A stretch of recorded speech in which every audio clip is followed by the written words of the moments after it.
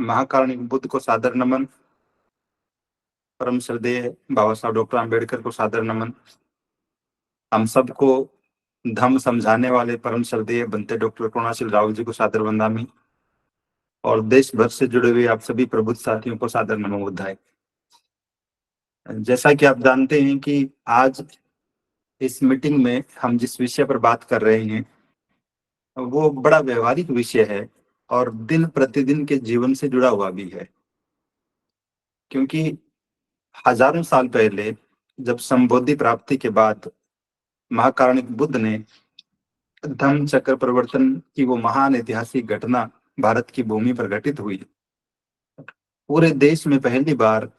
सभी लोगों के लिए ज्ञान के द्वार खुले। सभी लोग अपने आप को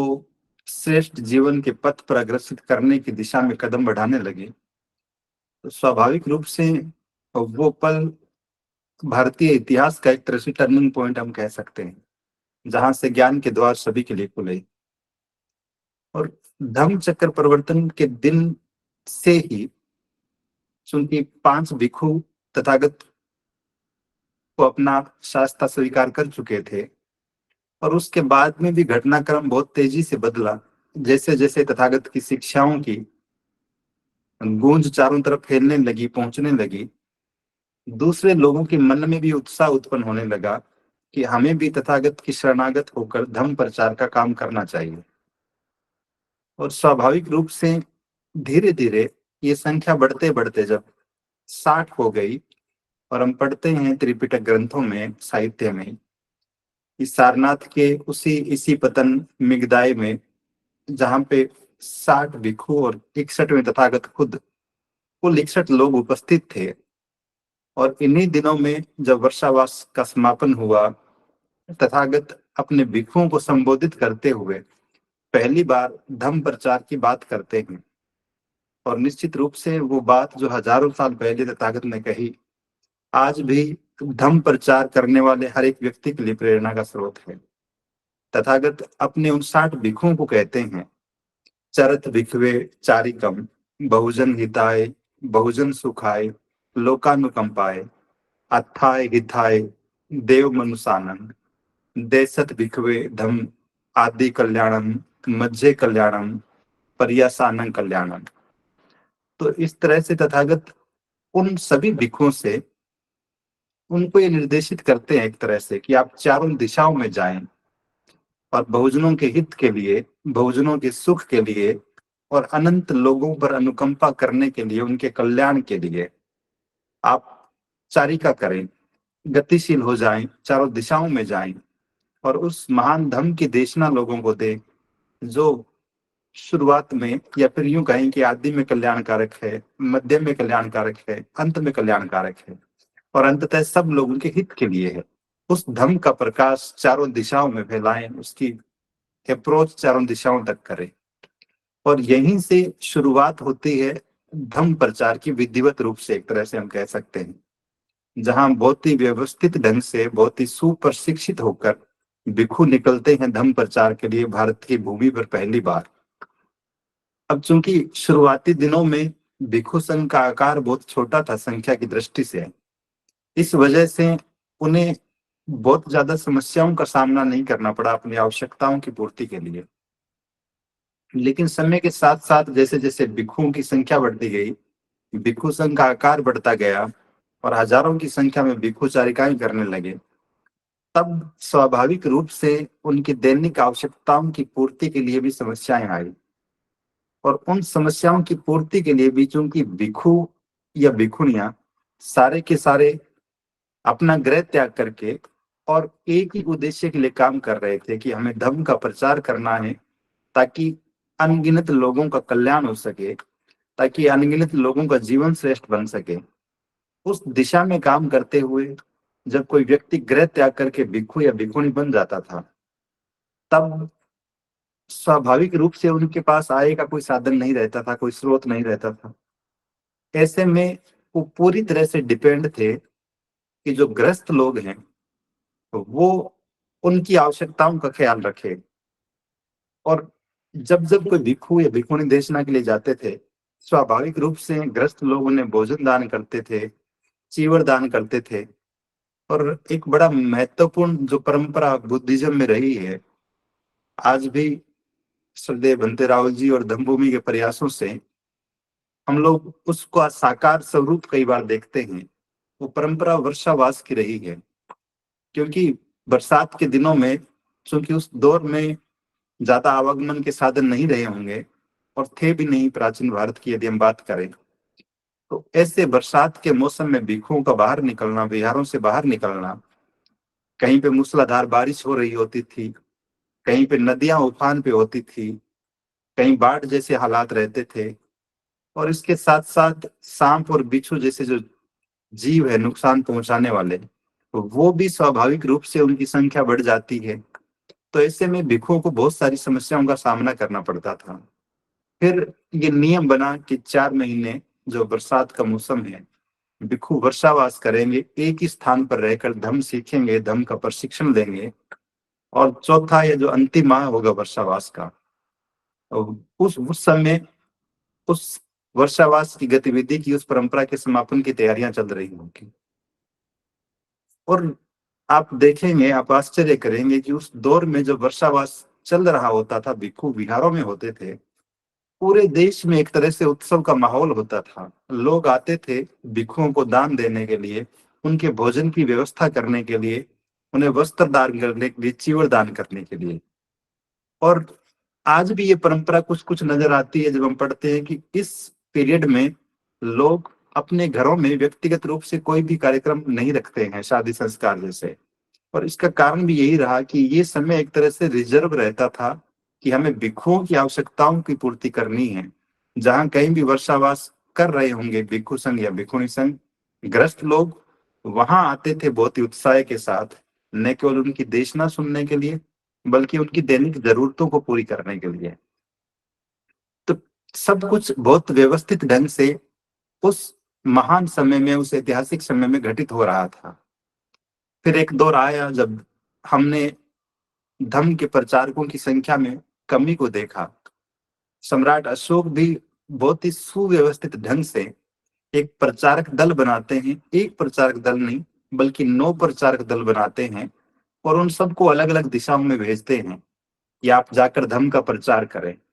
और जो जो आवश्यकताएं उस दौर में रही होगी, वो हर एक आवश्यकता का बहुत ही संजीदगी से ख्याल रखते हुए, उन्हें इस बात के लिए आश्वस्त करते हुए कि आपको और किसी भी चीज के लिए संघर्ष नहीं करना है, आपको सिर्फ और सिर्फ धम्म प्रचार का काम करना है। 9 प्रचारक दलों को रवाना करते हैं। और उस मध्यकाल के दौर से निकलते हुए जब हम बाबा साहब डॉक्टर आम्बेडकर तक आते हैं, 14 अक्टूबर 1956 तक आते हैं, और बाबा साहब डॉक्टर आम्बेडकर की उस ऐतिहासिक संकल्प को हम देखते हैं, जब वो कहते हैं कि धम्म का प्रचार प्रसार करना हम सबका नैतिक दायित्व है। हो सकता है कि ग्रस्त लोग बहुत सक्रिय होकर अपनी भूमिका न निभा पाए, लेकिन तब भी एक ग्रस्त के रूप में, एक उपासक या उपासिका के रूप में धम्म का प्रचार करने वाले लोगों के लिए वो जो सहयोग कर सकते हैं, उन बिंदुओं पर बहुत ही व्यवहारिक रूप में आज जो संभव हो सकता है वर्तमान परिस्थितियों में, ताकि धम्म प्रचार के लिए अपना घर छोड़कर निकले हुए किसी भी भिक्षु या भिक्षुणी को, किसी भी सामने या सामनेरी को किसी भी प्रकार की समस्या का सामना न करना पड़े। कुछ बहुत ही बेसिक सी बातें हैं, और घर में रहते हुए हम सब लोग इनकी प्रैक्टिस करते हैं। सब लोग इन सारी चीजों की जरूरत को महसूस करते हैं, लेकिन थोड़ा सा अपने विजन को बड़ा करते हुए और धर्म प्रचार करने वाले लोगों की तरफ भी ध्यान देने की जरूरत है। और इस कड़ी में उन 4-5 नैतिक जिम्मेदारियों की बात यदि मैं करूं, तो सबसे प्राथमिक जो बात सामने आती है वो भोजन की है। हम जिस परिवेश में रहते हैं, जिस गांव या शहर में रहते हैं, यदि हमारे आसपास कोई विहार बना हुआ है जहाँ भिक्षु या भिक्षुणियां निवास करते हैं, या कोई अन्य धर्म प्रचारक रहते हैं जो गृह त्यागी है, तो उनके भोजन की व्यवस्था, यदि विहार में किचन बनी हुई है, तब भी क्या वहां पे राशन का सामान उपलब्ध है? हम वहाँ अनाज, आटा, दाल, चावल, नमक, मिर्च, कुछ भी, तेल की बात हो, चाय की बात हो, चीनी की बात हो, क्या ये तमाम आवश्यकताओं, दैनिक आवश्यकताओं की चीजें हम इनकी उपलब्धता सुनिश्चित कर सकते हैं अगर विहार नहीं भी बना हुआ है। और कभी कभार हमारे गांव या शहर में किसी भिक्षु का आगमन होता है, किसी भिक्षुणी का आगमन होता है, तब क्या हम उन्हें भोजन दान करते हैं, या फिर हम उनकी देशना सुनकर और 3 बार साधु साधु साधु कहकर निकल लेते हैं, बिना यह ख्याल किए कि फला भिक्षु या भिक्षुणी हमारे शहर से भूखे चले गए होंगे। तो बहुत बेसिक सी बात ये है कि हर एक गृहस्थ की ये नैतिक जिम्मेदारी है, प्राथमिक जिम्मेदारी है कि उनके संपर्क में रहने वाले भिक्षु या भिक्षुणी, उनके सामने कभी इस तरह का संकट तो उत्पन्न न हो कि उन्हें खाने के लिए किसी को कहना पड़े, बल्कि उपासक या उपासिकाएं अपनी नैतिक जिम्मेदारी समझते हुए जिस किसी भी परिवेश में वे रह रहे हैं, और धम्मभूमि के साथ काम करते हुए मैंने इस चीज को बहुत शिद्दत से महसूस किया है कि धम्मभूमि के भिक्षु जब किसी शहर से निकल ही रहे होते हैं, रुकने का कार्यक्रम नहीं होता है, लेकिन जब उपासकों को सूचना मिलती है कि श्रद्धेय बंते जिस शहर से निकलने वाले हैं, तो वो न केवल फोन करते हैं, और यहाँ तक भी मैंने देखा कि सड़क पर 5 मिनट श्रद्धेय बंते जी से रुकने का निवेदन करेंगे और घर से परांठे बनाकर ले आएंगे, खाना बनाकर ले आएंगे कि आप यहाँ से निकल रहे थे, अगर घर आने का वक्त नहीं है तो आप भोजन यहीं से हमसे ले जाएं, जब आपका रुकना हो आप भोजन ग्रहण करें। तो ये जो उदारता है, ये जो समर्पण है धर्म के प्रति, धर्म के प्रचारकों के प्रति, स्वाभाविक रूप से ये उन सारे के सारे भिक्षु और भिक्षुणियों के उत्साह को बहुगुणित करता है। उन्हें ये हौसला देता है कि जिन लोगों के जीवन को श्रेष्ठ बनाने के लिए हमने गृह त्याग किया है, वे भी हमारे प्रति इतने ही चिंतित है जितने हम उनके प्रति है। तो एक इस नैतिक जिम्मेदारी को तो प्राथमिक रूप से हम सभी को स्वीकार करना ही चाहिए। यदि विहार बना हुआ है तो वहां भोजन अथवा भोजन के लिए जो भी आवश्यक सामग्री है वो उसकी उपलब्धता सुनिश्चित हो। खाना बन रहा है कि नहीं बन रहा है, किसी कारणवश यदि कोई बाधा उत्पन्न हुई, क्या हम 1-2 दिन अपने घर से खाना बनाकर पहुंचा सकते हैं, उपासक या उपासिकाएं बारी बारी से अपने घरों से खाना पहुंचा सकते हैं। लेकिन किसी भी सूरत में धर्म का प्रचार करने वाले किसी भी व्यक्ति को कम से कम इस बात का सामना न करना पड़े कि उसे ये सोचना पड़े कि आज भोजन कहाँ करूं। इस तरह की परिस्थिति यदि उत्पन्न होती है तो निश्चित रूप से हम सभी ग्रस्त लोगों के लिए, हम सभी उपासक उपासिकाओं के लिए बड़ी शर्मिंदगी का विषय है ये। दूसरी महत्वपूर्ण बात, भोजन के बाद यदि हम देखें तो कपड़ों की बात आती है, वस्त्र की बात आती है। और चूंकि भिक्षुओं का जो वस्त्र है वो चीवर है, तो हमें अपने घर में भी ये परंपरा डाल ही लेनी चाहिए। और अभी इस विषय पर बात करते हुए एक ख्याल भी दिमाग में आ रहा है कि आज भी जब बहनें या बेटियां हमारे घरों में आती है तो हम उन्हें वस्त्र दान करते हैं, उनके लिए सूट देते हैं, उन्हें साड़ियां देते हैं। और कहीं ना कहीं ये परंपरा भी कि मेहमानों को वस्त्र दान करना है, जो बाहर से आता है उन्हें वस्त्र दान करना है, ये भी इसी बुद्धिज्म की परंपरा से निकली हुई रही होगी स्वाभाविक रूप से। तो अगर हम ऐसी परंपरा बना लेते हैं, इस बात के लिए सचेत रहते हैं कि हमारे भिक्षु या भिक्षुणियां, उन्हें इस समस्या से भी न जूझना पड़े कि उनके पास एक ही चीवर हो, दो ही चीवर हो, और हम लोग चीवर दान ही नहीं कर पाए। क्योंकि ये भी एक बौद्ध परंपरा रही है, हजारों सालों से परंपरा रही है। वर्षावास के बाद लोग आते थे, और आप कभी सुने होंगे या फिर पढ़ा हो कहीं पे किसी साथी ने, एक शब्द आता है कठिन चीवर दान। तो वो जो कठिन चीवर दान है वर्षावास के बाद दिया जाने वाला, वो तो निश्चित रूप से उस दौर में गृहस्थ लोग अपने हाथों से बुनते थे, और एक एक चीज का बहुत बारीकी से ध्यान रखते हुए विशेष रूप से तैयार किया जाता था चीवर, कि वर्षावास की समाप्ति के बाद किसी भिक्षु या भिक्षुणी को दान किया जाना है। और आज जब हम किसी दुकान से या फिर जहां चीवर की उपलब्धता होती है वहां से चीवर खरीद कर दे सकते हैं, बिना किसी अनावश्यक बाधा के, बिना कोई अनावश्यक परेशानी उठाए। और फिर भी बहुत प्रयासों के बाद भी जब किसी कार्यक्रम में चीवर दान के सामूहिक कार्यक्रम होते हैं, तब तो भले ही हम में से कोई चीवर दान कर दे, अन्यथा ये परंपरा भी हम ग्रस्त लोगों के जीवन से, हम बौद्ध उपासक उपासिका साथियों के जीवन से लगभग गायब सी नजर आती है। तो इस बात के लिए भी सचेत रहने की जरूरत है कि जब भी भिक्षु या भिक्षुणी आते हैं कम से कम साल में एक बार हर गृहस्थ ये नियम बना ले कि हमें हमारे संपर्क में जो भिक्षु या भिक्षुणियां हैं। अभी जयपुर में जब कार्यक्रम हुआ बौद्ध समाज आचार संहिता प्रारूप निर्माण कार्यशाला का, तो लगभग 130 के आसपास भिक्षु या भिक्षुणियां आए हुए थे। और जो जो साथी उपस्थित थे, यदि आपने इस बात को ऑब्जर्व किया हो, तो हम देख रहे थे कि भिक्षुओं के चीवर अलग अलग प्रकार के,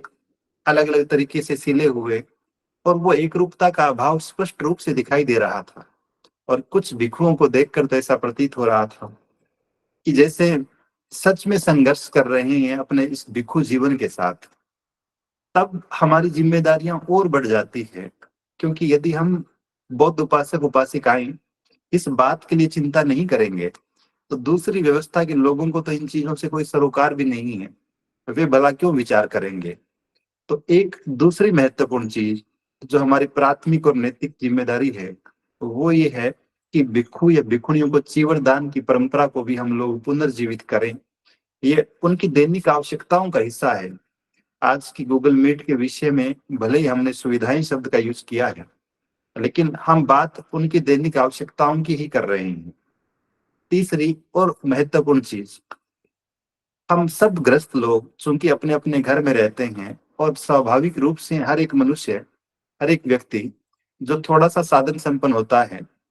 वो अपने लिए एक अच्छे और बेहतर घर का निर्माण करता है। लेकिन जो भिक्षु या भिक्षुणियां अपना घर का त्याग करके घर से निकल आए हैं, उनके आवास की व्यवस्था किस जगह पर होनी चाहिए। अनेक शहरों में जब भिक्षु या भिक्षुणियां आते हैं, स्वाभाविक रूप से कुछ उपासक या उपासिकाएं होते हैं श्रद्धावान, जो अपने घर पर रुकने का निवेदन कर लेते हैं। लेकिन जब किसी भिक्षु या भिक्षुणी को एक ही शहर में, एक ही गांव में 1 2 3 4 5 दिन रुकना पड़ जाए, तब उस गृहस्थ के लिए भी वो परेशानी प्रतीत होने लगती है। तब ये जरूरी हो जाता है कि जितनी शिद्दत के साथ, जितनी प्राथमिकता के साथ और जितनी गंभीरता के साथ हम खुद के लिए अपने मकानों का निर्माण करते हैं, क्या हम हमारे समाज के लिए काम करने वाले भिक्षुओं और भिक्षुणियों के लिए विहारों का निर्माण कर सकते हैं। कम से कम दैनिक आवश्यकताओं की पूर्ति करने वाला एक सुविधाजनक सा परिसर, जहां पे रहने ठहरने के 1 2 कमरे हो, एक किचन हो, टॉयलेट बाथरूम हो, इतनी बेसिक सी आवश्यकताओं की पूर्ति वाली जगह का निर्माण तो किया ही जा सकता है, ताकि भिक्षुओं का आवागमन अच्छे से हो सके। हमारे गांव या शहर में आकर वो 2 4 5 दिन यदि रुकना भी पड़े, और घरों में जब बैठे होते हैं, सरदेव भंते जी अक्सर कहते हैं कि घर में जब हम किसी विषय पर बैठकर चर्चा कर रहे होते हैं, चूंकि हम सभी के साथ ऐसा है, घर बहुत बड़े नहीं होते हैं, दूसरे कमरे में बैठे हुए 5 लोग चर्चा कर रहे हैं, अंदर रसोई में से बर्तनों की आवाजें आ रही है, कहीं दूसरे कमरे से परिवार के दूसरे सदस्यों के बोलने की आवाजें आ रही है, फिर किसी के घर में एक एसी लगा हुआ है, अब उसमें परिवार के सदस्यों को बैठा दें, या हम बौद्ध भिक्षुओं या भिक्षुणियों को बैठा दें, एक कमरे में कूलर लगा हुआ है, फिर परिवार के सदस्य भी बाधा महसूस करते हैं,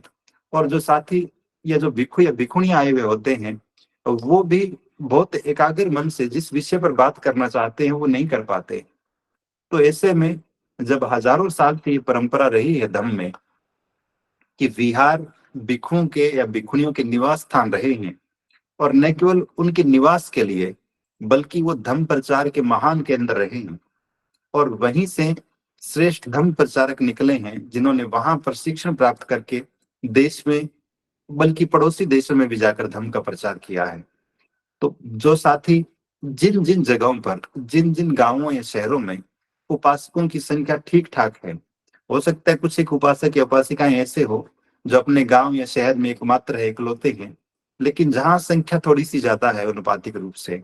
उन सबको सामूहिक रूप से ये प्रयास करना चाहिए कि हम खुद के लिए प्लॉट खरीदते हैं, खुद के लिए बड़े बड़े मकान बनाते हैं, तो कम से कम जो लोग हमारे समाज को श्रेष्ठ बनाने का प्रयास कर रहे हैं, देश को धर्म का वातावरण देने का प्रयास कर रहे हैं, और जो अपना घर छोड़कर अपने परिवार की चिंताओं से बाहर निकलकर दिन रात हम सब के हित के लिए काम कर रहे हैं, बहुजनों के कल्याण के लिए काम कर रहे हैं, उनके रहने की सुविधा के साधन यदि हम लोग नहीं जुटा पाते हैं, तब निश्चित रूप से उनके सामने भी ये संकट उत्पन्न होता है कि आखिर हम कहाँ रहें। और जब व्यक्ति अपनी दैनिक जरूरतों के लिए संघर्ष करने लगता है, तो जो प्राइमरी काम था धर्म प्रचार का, वो फिर हाशिए पर छूटता हुआ नजर आता है। और उनकी प्राथमिकताएं खुद के लिए भोजन जुटाना, खुद के लिए आवास जुटाना ये बन जाती है। तो इन बातों की चिंता यदि हम ग्रस्त लोग करने लगेंगे, इन जिम्मेदारियों का बोझ हम अपने कंधों पर ले लेंगे, तो फिर भिक्षुओं और भिक्षुणियों के पास और कोई काम नहीं बचेगा सिवाय धर्म प्रचार करने के। तो वे और तीव्र गति के साथ और सुव्यवस्थित ढंग से काम कर पाएंगे। तो निश्चित रूप से विहारों का निर्माण करना भी, पर जहां विहार बने हुए भी हैं, वहां भी हमें थोड़ा सा देखने की जरूरत है कि वहां पर पर्याप्त सुविधाएं उपलब्ध है। क्योंकि बहुत से विहार ऐसे भी मिलेंगे, कहीं पे चार दीवारी नहीं है, कहीं पे ठीक से लाइट का कनेक्शन नहीं है, कहीं पे ठीक से टॉयलेट बाथरूम नहीं बने हुए हैं, कहीं पे रसोई नहीं बनी हुई है। और अगर सब कुछ बना हुआ भी है, तो इस भयंकर गर्मी में क्या ये संभव है कि कोई वहां पे बिना किसी कूलर या एयर कंडीशनर के रुक भी सके? और एक दिन के लिए, 2 दिन के लिए, महीने भर के लिए ऐसी जगह पर रुकना हो, तब स्वाभाविक रूप से और संकट बढ़ जाता है। फिर खाना यदि भिक्षु या भिक्षुणियां खुद ही बना रहे हैं बिहार में, तब भी निश्चित रूप से हर दिन उनके 2-3 घंटे खराब हो जाते हैं भोजन पकाने और खाने में। तो अगर हम ठीक से व्यवस्थाएं करना चाहें, तो क्या हम ये विकल्प भी दे सकते हैं कि एक कुक की व्यवस्था किसी विहार के लिए कर दी जाए? हमारे घरों में भी लोग आते हैं काम करने के लिए, झाड़ू लगाने के लिए, बर्तन साफ करने के लिए, यहाँ तक कि खाना बनाने तक के लिए भी। तो क्या हम अपने उन भिक्षुओं और भिक्षुणियों के लिए भी ऐसी व्यवस्था कर सकते हैं? और यदि कर सकते हैं, तो निश्चित रूप से हम उन्हें ज्यादा समय दे पाएंगे कि वे और उत्साह के साथ और आरामदायक ढंग से काम कर सकें। हालांकि किसी भी व्यक्ति का गृह त्याग करना, भले वो भिक्षु बने या भिक्षुणी, इस बात की चाह के लिए नहीं है कि हमें एक आरामदायक जीवन मिलेगा। लेकिन यदि परिस्थितियां अनुकूल होती है, तब निश्चित रूप से न केवल उनके काम करने की गति बढ़ती है, बल्कि और ज्यादा सकारात्मक ऊर्जा के साथ वे काम कर पाते हैं। तो विहारों की व्यवस्था करना, और जो विहार बने हुए हैं वहां पर भी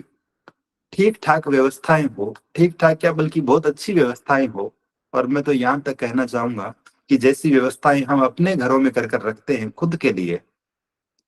वैसी ही व्यवस्थाएं यदि हम अपने विहारों में करने लगेंगे, तो निश्चित रूप से न केवल धर्म प्रचारकों की संख्या बढ़ जाएगी, बल्कि देश में धर्म प्रचार की गति भी बढ़ जाएगी। तो इस दिशा में भी हम सभी ग्रस्त लोगों को चिंतन मनन करने की जरूरत है। एक और बड़ी महत्वपूर्ण जिम्मेदारी जो हम सभी के कंधों पर है, और मैं महत्वपूर्ण इसलिए कह रहा हूं क्योंकि अभी साल भर पहले जून 2023 में एक दुर्घटना हम सब ने देखी, हम सब ने पढ़ी, सोशल मीडिया पे उसके वीडियो, फोटोज, खबरें पढ़ी, देखी, सुनी। खबर ये थी कि मुरैना के, शायद मध्य प्रदेश में किसी जगह का नाम है, वहां से दो बौद्ध भिक्षु जो धौलपुर में आ रहे थे किसी कार्यक्रम के लिए या फिर वापिस लौट रहे थे, और एक सड़क दुर्घटना में ट्रक ने टक्कर मारी उनकी कार को, और उन दोनों का निधन हो गया। निश्चित रूप से हम सभी को झकझोर देने वाली घटना थी ये। और हर वो व्यक्ति जो धर्म में आस्था रखता है, भिक्षुओं या भिक्षुणियों के प्रति अपने मन में सम्मान का भाव रखता है, हर वो व्यक्ति निश्चित रूप से आहत हुआ होगा उस घटना को देखकर। और हम सब ने फेसबुक पे, व्हाट्सएप पे स्टेटस भी लगाए, फोटोज भी शेयर करी कि बड़ी दुखद घटना हुई। हम सब लोग दुखी और गंभीर नजर आ रहे थे। लेकिन आप उस दुर्घटना के बाद उन भिक्षुओं के पास जो कार थी उसको देखेंगे, तब आपको समझ आएगा कि इस पुरानी सी कार में, जिसमें सेफ्टी के नाम पर कुछ नहीं है, इसके भरोसे यदि हम अपने धर्म प्रचारकों को छोड़ देते हैं और उनसे उम्मीद करते हैं कि एक ऐसी कार जो न जाने किस जगह पे रुक जाएगी, जो हल्की सी टक्कर के बाद भी पूरी तरह से क्षतिग्रस्त हो जाएगी, उसमें यदि घूमकर उम्र भर हम उनसे ये उम्मीद करें कि हमारे धर्म प्रचारकों को हम ऐसी सुविधाएं देंगे, तो फिर ये बड़ी शर्मनाक बात है हम सभी के लिए। तो उन भिक्षुओं या भिक्षुणियों के लिए जो अपना घर बार छोड़कर समाज में काम कर रहे हैं, दिन रात काम कर रहे हैं, उनके ट्रांसपोर्टेशन की व्यवस्था भी निश्चित रूप से हमारी ही जिम्मेदारी है। जो भिक्षु बसों में यात्रा कर रहे हैं, ट्रेन में यात्रा कर रहे हैं, हो सकता है कि हम उन्हें संगदान के रूप में उनके जो भी किराया लगता है हम उनका वो वहन कर लेते हैं। लेकिन बहुत बार ऐसा भी होता है कि कुछ भिक्षु बहुत तेज गति के साथ काम कर रहे होते हैं, एक ही दिन में 3-3 जगह प्रोग्राम हो रहे होते हैं, और फिर कभी यहाँ कभी वहां कभी वहां। तो इतनी व्यस्तताओं के साथ जब कोई भिक्षु काम कर रहा होता है, तब स्वाभाविक रूप से उन्हें एक निजी वाहन की जरूरत होती है। और वो निजी वाहन यदि अच्छी कंडीशन का नहीं है, बहुत टिकाऊ नहीं है, तब भी हम हाथ पर हाथ रखकर यकीन मानिए उम्मीद ही कर रहे हैं कि फिर से कोई दुर्घटना होगी और हमें एक बुरी खबर मिलेगी, और हम फिर मातम मनाएंगे, फिर व्हाट्सएप पे स्टेटस लगाएंगे, फिर फेसबुक पे ऐसी बातें लिखेंगे कि हम बड़े दुखी हैं जो दो धम प्रचारक चले गए। ऐसी घटनाओं की पुनरावृत्ति न हो, इसके लिए ये भी जरूरी है कि हम समय समय पर कुछ उपासक साथी जो अति जिम्मेदार है, ज्यादा संवेदनशील है, थोड़े समर्थ भी हैं, क्या वो ये प्रयास कर सकते हैं कि हम जिस तरह से किसी बड़े कार्यक्रम में डोनेशन देते हैं, जिस तरह से हम विहार निर्माण के लिए दान करते हैं, ठीक उसी तरह से हम अपने ऐसे अति सक्रिय और प्रबुद्ध भिक्षुओं या भिक्षुणियों के लिए क्या वाहन भी भेंट कर सकते हैं। अगर हमें जरूरत महसूस होती है कि किसी भिक्षु का काम इस स्तर का है कि निश्चित रूप से यदि उनके पास एक पर्सनल गाड़ी हो अच्छी सी, तो वो और तेज गति के साथ काम कर पाएंगे और बेहतर ढंग से काम कर पाएंगे। तो कुछ उपासक साथी मिलकर अगर इस दान को जुटा सके कि हम श्रद्धेय भंते जी को एक कार गिफ्ट कर रहे हैं, और स्वाभाविक रूप से जब हम ऐसा कर रहे होंगे, आप देखिए कि किसी भी सामाजिक कार्यक्रम में कहीं पर भी जब एक समूह के सामने किसी भी व्यक्ति को, भले वो किसी भी स्तर का हो, उसे एक छोटा सा सम्मान पत्र, प्रशस्ति पत्र भेंट कर दिया जाता है, तब भी वो अपने मन में बड़ी जिम्मेदारी का महसूस करता है। तो जब हम इतना बड़ा दान कर रहे होते हैं, तो स्वाभाविक रूप से जिस भिक्षु या भिक्षुणी को ये दान दिया जा रहा है किसी वाहन का, वो भी और ज्यादा उत्साह के साथ, और ज्यादा तीव्र गति के साथ, और ज्यादा सुरक्षित भाव से अपने काम को कर पाते हैं। तो इस दिशा में भी हमें सोचने की जरूरत है कि अगर संभव हो सके तो हमें इस विचार पर भी काम करना चाहिए, क्योंकि इसके बिना भी हम सब लोग इस बात के बेहतर गवाह हैं, और हम सब साथी निश्चित रूप से हर दिन यात्राएं करते होंगे, और जिनका ट्रेन या बसों में यात्राएं करने का अनुभव है, हम सब जानते हैं इस बात को कि लंबी दूरी की यात्रा यदि करनी पड़े ट्रेन या बस में, तो अगली सुबह जब आप किसी नए डेस्टिनेशन पे पहुंचते हैं, तो दिन भर तो थकान उतरने का नाम नहीं लेती है। और ऐसे में हम ये उम्मीद करें कि कोई व्यक्ति आएगा और इतनी दूर से यात्रा करने के बाद यहाँ आकर दम देशना देंगे, और फिर तुरंत रवाना हो जाएंगे अपना बैग उठा के अगली जगह पर, वहां देशना देंगे, और फिर अगली जगह पर फिर देशना देंगे। तो ये बड़ा थकावट बड़ा काम हो जाता है। तो अगर संभव हो सके तो इस विषय पर भी विचार किए जाने की जरूरत है। एक और छोटी सी और अंतिम बात कह के मैं अपनी बात खत्म कर लूं, वो संगदान की जुड़ी हुई है। अक्सर जब भिक्षु हमारे घरों में आते हैं या फिर हम किसी धार्मिक कार्यक्रम में जाते हैं, तब कार्यक्रम की समाप्ति के बाद सामान्यतः ऐसी परंपरा है कि उपस्थित उपासक उपासिकाएं भिक्षुओं या भिक्षुणियों को संगदान करते हैं। अब वो अपनी अपनी सामर्थ्य है, हो सकता है कोई व्यक्ति 20 रुपए भी दे, कोई 50 रुपए दे, कोई 500 रुपए दे, कोई 5,000 भी दे दे। लेकिन वो संगदान की जो परंपरा है, सामर्थ्य जिसकी जैसी है वो दान करे, लेकिन ये किया जाना चाहिए, और बिना किसी प्रश्नवाचक दृष्टि के किया जाना चाहिए। और ये भी इसलिए कर रहे हैं, हम व्यक्तिगत रूप से किसी एक व्यक्ति को दान नहीं कर रहे हैं कि इस नाम के भिक्षु या भिक्षुणी है और हमने इनको दान कर दिया, बल्कि उस धन का उपयोग, उस धन का जो उद्देश्य है वो ये है कि जो भी श्रद्धेय भिक्षु या भिक्षुणी हमारे सामने बैठे हुए हैं, वो निश्चित रूप से अपने काम की गति को बढ़ाएंगे, जिस काम को वो लगे हुए हैं। जैसे उदाहरण के लिए बहुत ही छोटी सी हम बात करें, अभी जब से बीआरसी की गूगल मीट आरंभ हुई है, बहुत बार बहुत से साथी ये सवाल करते हैं कि धम्मभूमि प्रकाशन की पुस्तकें चाहिए, किताबें कैसे उपलब्ध हो सकती है। आप अलग अलग माध्यमों से, अलग अलग टीम साथियों से संपर्क करते हैं कि हमें धम्मभूमि प्रकाशन की किताबों की आवश्यकता है, और बहुत बार उत्तर नकारात्मक में मिलता है कि किताबें आउट ऑफ स्टॉक है। हम फिर शांत हो जाते हैं ये सुनकर, अच्छा आउट ऑफ स्टॉक है, जब आएगी तब ले लेंगे। लेकिन आएगी कैसे? उसके लिए जो धन चाहिए प्रकाशन के लिए, उसकी व्यवस्था कहाँ से होगी? तो न केवल वो रूटीन के खर्च के लिए दान चाहिए, बल्कि धम्मभूमि जैसे बड़े प्लेटफॉर्म जो देश भर में धम्म प्रचार के लिए अलग अलग गतिविधियां संचालित करते हैं, चाहे वो प्रकाशन की बात हो, बड़े बड़े सामने शिविर उनकी बात हो, या फिर अन्य तमाम तरह की गतिविधियां, उन सब के लिए निश्चित रूप से धन की जरूरत होती है। तो अगर हम इतनी कैलकुलेशन कर रहे हैं कि इस कार्यक्रम में हमने इतना डोनेशन दिया था, इतना खर्च हो गया है, कार्यक्रम सफल हो गया है, या फिर ये गतिविधि होनी है, इस पर इतना खर्च आएगा और इतना तो इतने लोग जुटा देंगे, बाकी अनावश्यक मांगने की जरूरत नहीं है, तो इस बात के लिए तो हम निश्चिंत हो सकते हैं कि किसी भी धर्म प्रचारक को दिया गया दान, यदि वो सुयोग्य है, सुप्रशिक्षित है और किसी अच्छे व्यक्ति के सानिध्य में काम कर रहा है, तब निश्चित रूप से उस धन का समुचित सदुपयोग होगा और वो धर्म प्रचार के लिए ही होगा। तो हमें न केवल सामाजिक या धार्मिक कार्यक्रमों के अवसर पर, न केवल भिक्षुओं या भिक्षुणियों के हमारे घर में आने के अवसर पर, बल्कि नियमित रूप से भी संगदान की आदत विकसित करनी चाहिए। क्या हम मासिक रूप से भिक्षुओं या भिक्षुणियों को, आप देखिए एक व्यवस्था जिसने अपने भरण पोषण के लिए हर एक दुकान पर दान पात्र रखे हुए हैं, और न जाने एक जानवर के नाम पर देश में लाखों ऐसे केंद्र खोल दिए गए, उनके दान पात्र बना दिए गए। ऐसा कोई शहर नहीं होगा जिसकी दुकान पर उनके दान पात्र न रखे हो, और सब लोग स्वेच्छा से उसमें कुछ न कुछ राशि डाल रहे हैं।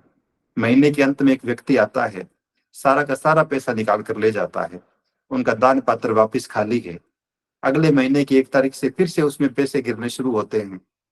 और कितने ही लोग रेलवे स्टेशनों पर, बस स्टैंड पर घूम रहे होते हैं वही दान पात्र उठाकर,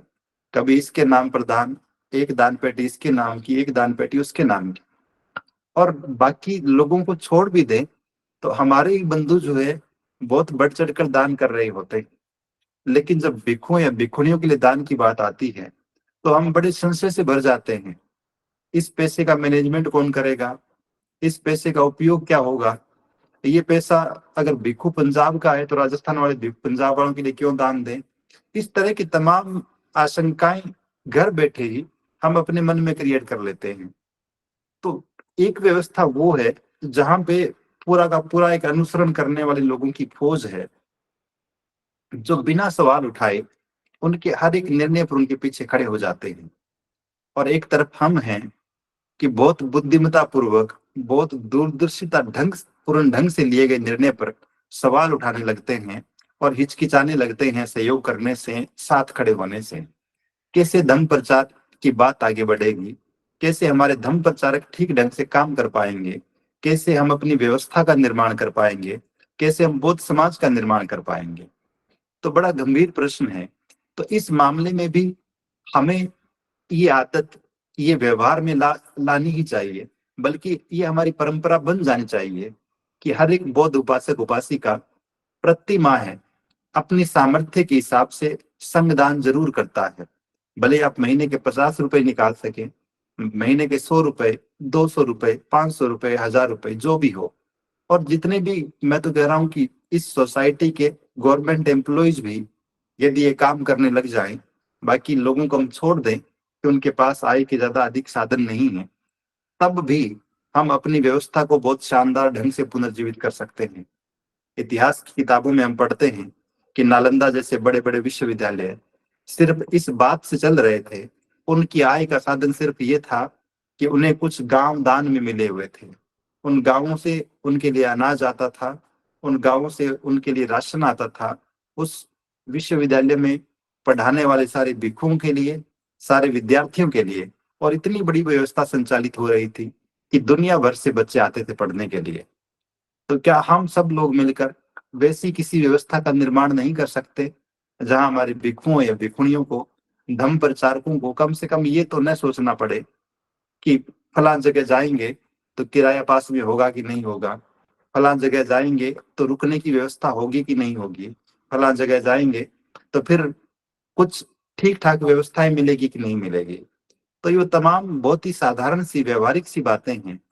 जिनका अभ्यास, जिनका अनुसरण बल्कि एक परंपरा की तरह ही हमारे व्यवहार में होनी चाहिए। विशेष रूप से उन साथियों के मन में, उन साथियों के व्यवहार में, उन साथियों के जीवन में जो निरंतर धर्म के प्रति आस्थावान हैं और ये चाहते हैं कि हमारी व्यवस्था का निर्माण हो, हमारे एक बेहतर बौद्ध समाज का निर्माण हो। तो इस उम्मीद के साथ, और इतिहास में ऐसे ढेरों उदाहरण है, हम बाबा साहब डॉक्टर अम्बेडकर द्वारा लिखा गया बुद्ध और उनका धम्म ग्रंथ पढ़ते हैं। आप सब ने पढ़ा होगा, राजा बिंबिसार जो है तथागत को न केवल अपने महल में आमंत्रित करते हैं भोजन के लिए, बल्कि उन्हें लगता है कि भोजन दान तो बहुत छोटी चीज है, इससे तो एक वक्त की पेट की पूर्ति हुई है, इससे बड़ा क्या दान दो। और वो अपना वेणुवन दान कर देते हैं तथागत को। हम पढ़ते हैं जीवक के बारे में, वो अपना अम्बवन दान कर देते हैं। हम पढ़ते हैं अनाथ पिंडक के बारे में कि वो जेठ राजकुमार का जो पूरा का पूरा भाग है उसको सोने की मोहरों से बिछाकर खरीदते हैं और वो तथागत को दान कर देते हैं। विशाखा के बारे में पढ़ते हैं। तो ऐसे अनगिनत उदाहरण हैं प्राचीन भारत में भी, और अब भी ऐसे बहुत से लोग हैं। तो निश्चित रूप से यदि हम सब लोग दृढ़ संकल्पित होकर अपनी व्यवस्था को बनाने के लिए खड़े हो जाएंगे, और मैं अपनी बात खत्म करते करते आदरणीय धम्म संदेश जी ने याद दिला दिया है, तो इस बात को भी आपसे साझा कर लो कि धम्मभूमि के प्रयासों से हम निश्चित रूप से कृतज्ञ हैं। वो सारे के सारे लोग साधुवाद के पात्र हैं जिन्होंने लगभग 2 दशक पहले मलोखड़ा पलवल में जब धम्मभूमि विहार बनना शुरू हुआ, वहां एक एक ईंट का दान देने से लेकर आज 2024 तक इस आंदोलन को सींचने वाले, इसे किसी भी रूप में सहयोग करने वाले साथी, चाहे वो आगरा में कभी विहार निर्माण की बात आई हो, मरम्मत की बात आई हो, चाहे अलीगढ़ में भूमि खरीद की बात हो, जहां कहीं भी कार्यक्रम हुए, जब धम्मभूमि की किताबों के पीछे आप देखते हैं, पुरानी किताबें देखेंगे कि फला उपासक उपासिका के आर्थिक सहयोग से इस किताब का प्रकाशन हुआ है। तो ऐसे तमाम लोग देश भर में, बल्कि बाहर बैठे हुए लोग भी, जिन्होंने धम्मभूमि की व्यवस्था को खड़ा करने के लिए, चाहे कभी निर्माण की जरूरत पड़ी हो, चाहे चाहे पुस्तकों के प्रकाशन की बात आई हो, और चाहे आगरा में 18 मार्च को बड़े बड़े धम्म कार्य आयोजित करने की बात आई हो, लोगों ने निश्चित रूप से बढ़ चढ़ कर सहयोग किया है। और उनके सहयोग का ही ये सुखद परिणाम है कि आज धम्मभूमि देश के बहुत से राज्यों में बहुत ही सफलतापूर्वक काम कर पा रही है। तो जो साथी जुड़े हुए हैं वो इस बात से बेहतर ढंग से परिचित है, वो चाहे एक मुट्ठी आटा दान की बात हो या फिर किसी और रूप में सहयोग करने की। दान हमारे व्यवहार का हिस्सा हो जाए, इसे हम नियमित रूप से इसकी प्रैक्टिस करने लगे, और नियमित रूप से हर दिन नहीं हो सकता तो कम से कम मासिक रूप से तो हमें सहयोग करना ही चाहिए। और ये वाला सहयोग, जब आप किसी कार्यक्रम में सहयोग कर रहे हैं, इसे उससे अलग मानकर करना चाहिए। ऐसा न हो कि अम्बेडकर जयंती को जी हमने 5,000 रुपए दे दिए थे, अब हम फला बनते के लिए 500 रुपए क्यों दें। धम्मदान, धम्म प्रचार के लिए जो संगदान है वो एक अलग काम है, अपनी व्यवस्था निर्माण के लिए, बौद्ध समाज के निर्माण के लिए। तो निश्चित रूप से हमें इसको बहुत ही गंभीरता से करने की जरूरत है। तो अपनी बात को समराइज करते हुए इस रूप में कि भिक्षुओं के लिए भोजन दान की बात हो, चीवर दान की बात हो, विहार निर्माण की बात हो, या विहारों में सुविधाएं जुटाने की बात हो, उनके ट्रांसपोर्टेशन की बात हो, या फिर संगदान की बात हो, ये सारी की सारी हर एक गृहस्थ की नैतिक जिम्मेदारी है। बाबा साहब डॉक्टर अम्बेडकर ने भी अपनी आमदनी का कुछ हिस्सा धर्म प्रचार के लिए दान करने की बात कही। तो निश्चित रूप से हम सब लोग यदि अपनी इस नैतिक जिम्मेदारी को अपनी प्राथमिक जिम्मेदारी बना लेंगे और बहुत श्रद्धा पूर्वक इनका निर्वहन करने लगेंगे, तो वो दिन दूर नहीं होगा जब हम अपने धर्म की एक नई व्यवस्था को नए सिरे से फिर से खड़ा कर पाएंगे। हम एक श्रेष्ठ बौद्ध समाज का निर्माण कर पाएंगे जिसके पास अपने बहुत ही श्रेष्ठ और प्रशिक्षित धर्म प्रचारक होंगे। तो मैं अपनी बात को यहीं खत्म करता हूँ। आप सभी को बहुत बहुत साधुवाद। श्रद्धेय बंदे जी को सादर वंदन।